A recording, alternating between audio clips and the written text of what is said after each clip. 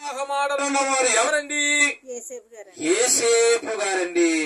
ఆమె ఎలాంటి వాడంట? నీతిమంతుడు. ఏమండి? నీతిమంతుడు ఆయన. మరి మరియ తల్లి గారు పవిత్రమైనది, పవిత్రురాలు వేశాస్త్రం కలగరక. గమనించండి, ఆమె చేసుకుంటున్న భర్త పేరు యోసేపు.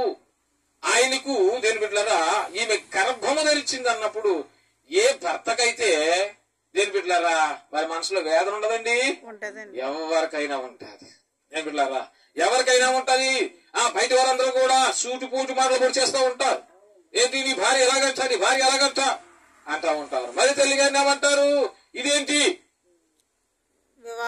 వివాహం కాకముందే ఏంటి పని అని ఆమెను కూడా పొడుస్తూ ఉంటారు. లోకం ఎలాంటిది?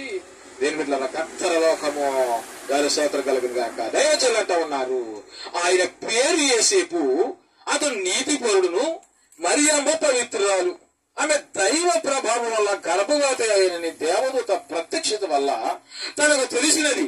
అందుచేత అతడు ఆమె విషయంలో ఎట్టి సందేహము లేనివాడే. సందేహం ఉండకూడదు మనిషికి.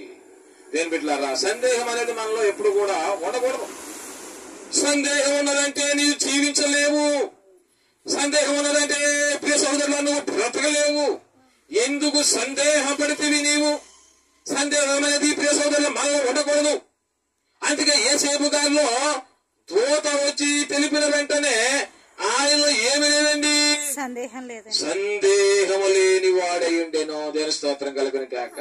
మనకి ఎవరైనా ఒక మాట చెప్తే దేని బిడ్డలారా అతను చెప్పింది ఒక మాటే కానీ మనం 10 మాటలు ఆలోచిస్తాం. ఏమండి?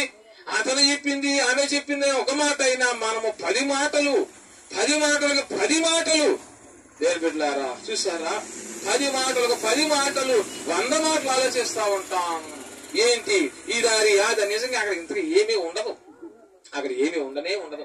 కానీ అలాంటి ఆలోచన కలిగి ప్రియ సోదరులు ఈ లోపల జీవిస్తా ఉన్నాం. మరి యోసేపు గారు సందేహం లేదు ఆయనకి.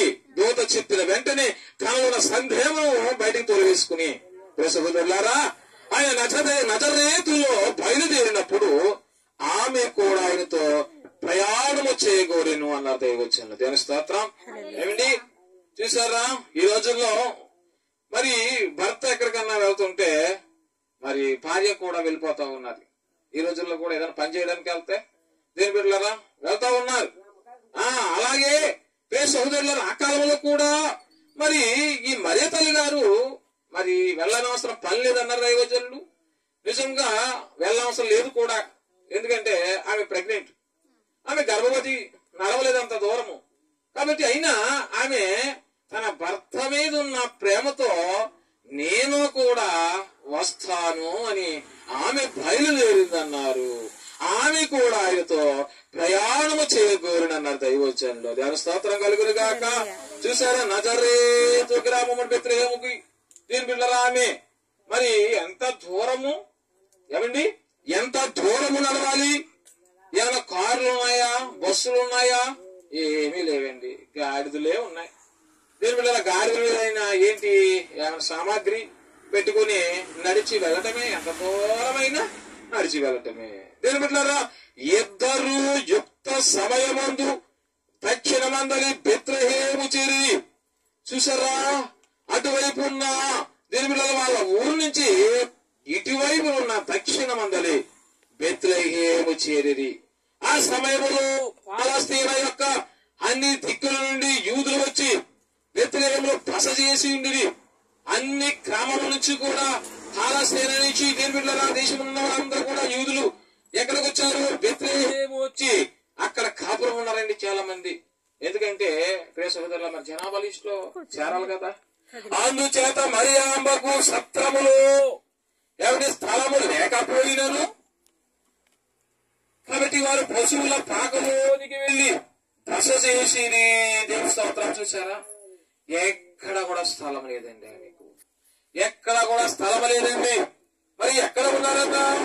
కాబట్టి వారు పశువుల పాకలోనికి వెళ్లి బస చేసేది.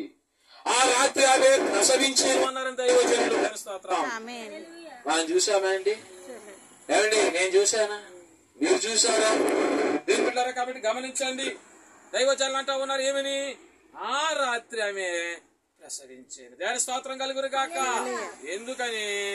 దైవజనులు దేవుణ్ణి చూసే ఆ కృప ఉన్నదండి ఆయనకి. కాబట్టి దేవుని బిడ్డలారా, సీనాయి కొండ మీద మోషే ముఖాముఖిగా చూడడానికి స్వరాన్ని విన్నాడు. కాబట్టి దేవుని బిడ్డ ఈ కాలంలో కూడా ప్రభువు కనబడతాడు, మాట్లాడతారన్నారు దైవజనులు. దేవుని బిడ్డలారా, కాబట్టి గమనించండి. యేసయ్య కనపడతారా? కనపడరా? కనిపిస్తారండి. యేసుక్రీస్తు ప్రభువారు కనబడతారండి, మాట్లాడతారు. దైవజనుల మాట తిరుగు ఉండదండి. అంతే. దైవజనులు ఏమంటా ఉన్నారు ఇక్కడ? ఎప్పుడు ప్రసవించిందో ఎవరికైనా తెలుసా?